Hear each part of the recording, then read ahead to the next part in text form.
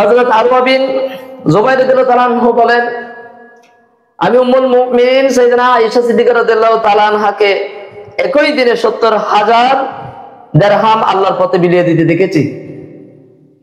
একদিন হযরত আব্দুল্লাহ বিন যুবাইর রাদিয়াল্লাহু তাআলা আনহু তার খেদমতে ১,০০,০০০ দিরহাম পাঠিয়েছিলেন।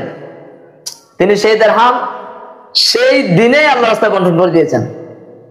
চিন্তা করে দেখুন, আয়েশা সিদ্দিকা রাদিয়াল্লাহু তাআলা আনহা এমন একজন মহিষী নারী ছিলেন, ওনার কাছে যখন উপঢৌকন পাঠানো হয়েছে আব্দুল্লাহ বিন যুবাইর রাদিয়াল্লাহু তাআলা আনহুর পক্ষ থেকে, ওগুলো একদিনেই সেগুলো আল্লাহর রাস্তায় বিলিয়ে দিয়েছেন তিনি।